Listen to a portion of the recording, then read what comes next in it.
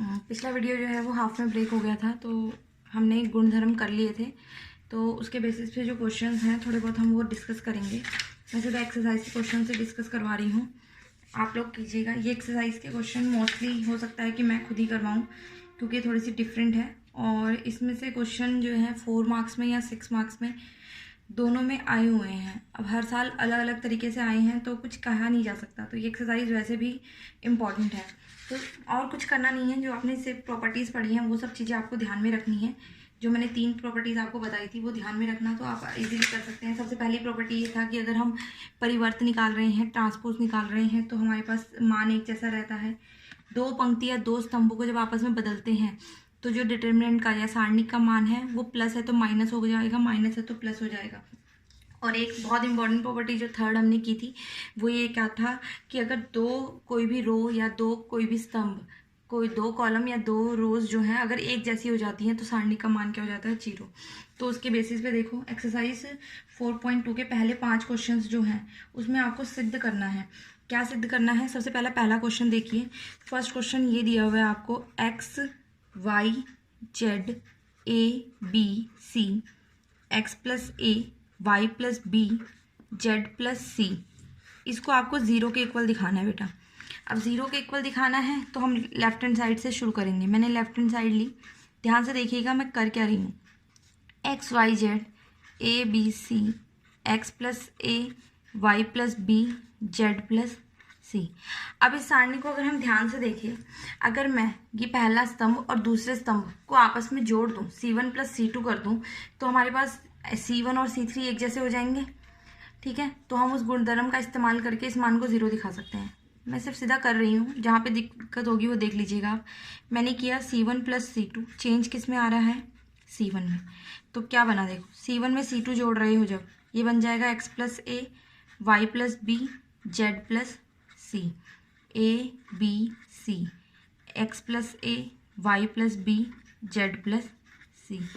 अब ये चीज़ हमारी क्या हो जाएगी, 0, क्योंकि मैंने अभी आपको बताया था कि अगर कोई भी 2 रो या 2 कॉलम एक जैसे हो जाते हैं तो सारणी का मान क्या हो जाता है, 0। तो आप यहाँ पे लिख दीजिएगा, क्योंकि का साइन ये होता है डॉट डॉट ऊपर एक नीचे, क्योंकि C1 जो है वो किसके बराबर आ रहा है, C3 के, इसलिए सारणी का मान क्या आ गया, 0। और यही चीज़ हमारी किसकी इक्वल थी, राइट हैंड साइड के इक्वल थी। क्लियर हो रहा है? ये चीज़ हमारी राइट हैंड साइड के इक्वल भी थी, तो ये हमारा इस तरीके से जो है मान क्या हो गया, 0। सेकंड क्वेश्चन देखिए, सेकंड और भी इजी है। हमारे पास हमें ये दिया हुआ है, ये वाले क्वेश्चन तो शायद 2 नंबर में ही आएंगे, जो पहले 4-5 क्वेश्चन हैं इतने इजी हैं ये। बी माइनस सी, सी माइनस ए, बी माइनस सी, सी माइनस ए, सी माइनस ए माइनस बी, ए माइनस बी, बी माइनस सी, इसको भी 0 दिखाना है। उसी तरीके से पहले लेफ्ट हैंड साइड लेंगे, आप लेफ्ट हैंड साइड लेके ये पूरी चीज़ दोबारा लिखेंगे। फिर क्या है, ए माइनस बी, बी माइनस सी, सी माइनस ए, बी माइनस सी, सी माइनस ए माइनस बी, सी माइनस ए माइनस बी, बी माइनस सी। अब किन्हीं को भी जोड़ दो आप, 3 चीज़ों को, रोज को या कॉलम्स को, जिसको आपका मन करता है।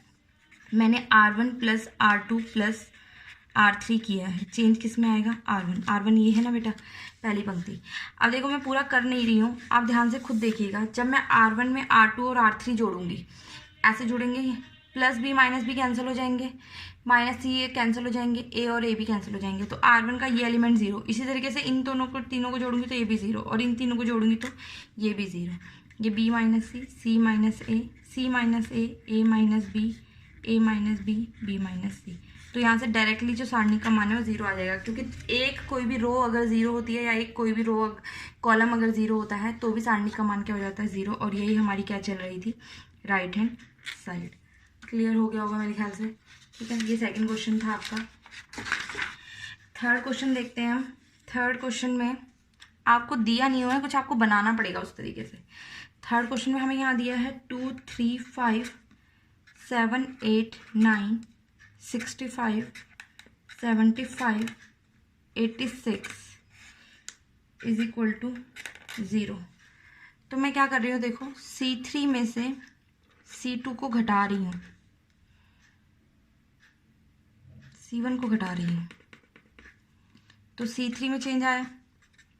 पहले आप लेफ्ट हैंड साइड लिखेंगे, ठीक है। C3 में से मैंने C1 को घटाया तो क्या बन रहा है 2 3 5 7 8 9। C3 ये था, C1 घटा दो। 65 में से ये गया, कितना बना 63। ये गया, इसमें से क्या बना 72। 86 में से 5 गया, क्या बना 81। इसमें से अगर हम बात करें, देखो इन तीनों में से 9 कॉमन आ रहा है, तो मैं क्या ले रही हूँ, कौन सा है ये, C3 में से 9 कॉमन लेने पर, या उभयनिष्ठ लिख सकते हो, उभयनिष्ठ होता है ना, जो भी होता है, कॉमन लिखोगे तो भी कुछ गलत नहीं होगा लेने पर। तो 9 बाहर आ जाएगा। यहाँ क्या बचा 2 3 5 7 8 9। जब इसमें से 9 बाहर आएगा तो यहाँ पे 7 बचेगा, यहाँ पे 8 बचेगा और यहाँ 9 बचेगा। अब अगर हम बाहर ध्यान से देखें तो हमारा क्या हो गया, C2 किसके बराबर आ गया, C3। क्योंकि C2 और C3 आपस में बराबर आ रहे हैं, इसलिए सारणी का मान क्या हो जाएगा 0। और यही हमारा क्या था, राइट हैंड साइड हमें सिद्ध करना था। जो क्लियर हो रहा है, इस तरीके से होगा ये क्वेश्चन। अभी आपको करने के लिए कुछ नहीं दे रही हूँ, जो सिर्फ बताए गए हैं वो समझें आप और अपनी कॉपी में नोट करें। जो आपके करने लायक क्वेश्चन होंगे वो आपको बताए जाएंगे। ये थोड़ा सा डिफरेंट एक्सरसाइज है, तो इसके मोस्टली क्वेश्चंस मैं ही करवाऊंगी। BC ACA AB, फिर आपको दिया है A B + C, B C + A, C A + B। इसको 0 दिखाना है। मैं पूरा नहीं लिख रही हूँ, मैंने लेफ्ट हैंड साइड लिखी है, लेफ्ट हैंड साइड बराबर दिस, और ये चीज़ इसके इक्वल आपको दे रखा है। देखते हैं क्या बनेगा। सबसे पहले इसको अंदर मल्टीप्लाई करेंगे, 1 1 1, ये है BC CA AB। इसको अंदर मल्टीप्लाई करूँगी, AB + AC हो जाएगा, ये बनेगा BC + AB, और ये हो जाएगा CA + BC। अब देखो मैं क्या कर रही हूँ, मैं C2 में C3 को जोड़ रही हूँ। चेंज किस में आ रहा है, C2 में, ठीक है। अगर मैं C2 में C3 को जोड़ दूँ तो ये बनेगा BC + AB + AC, और ये बनेगा CA + BC + AB, और ये बनेगा AB + CA + BC। और ये तो जो चल रहा था उसको एज इट इज रखो।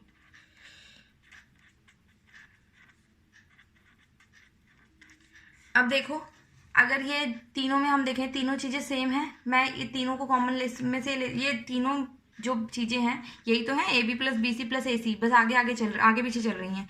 तो AB + BC + CA या AC किस में से कॉमन लोगे, C2 में से कॉमन लेने पर। C2 में से अगर ये चीज़ बाहर आ जाएगी, C2 में से आएगी तो हर एलिमेंट में से बाहर आएगी। तो देखते हैं कैसे आएगी, सॉरी ये बाहर आ जाएगा AB + BC + CA। यहाँ बचा 1 1 1 था, यहाँ पे 1 1 1 बच जाएगा, ये बना AB + AC, BC + AB और CA + BC। क्लियर है। तो अगर हम ध्यान से देखें, यहाँ पे C1 और C2 अब एक जैसे हो गए, ये तो बाहर चल ही रहा था खैर, और तो C1 C2 एक जैसे होने की वजह से AB + BC + CA ये तो बाहर चल रहा था, और ये चीज़ क्या हो जाएगी 0।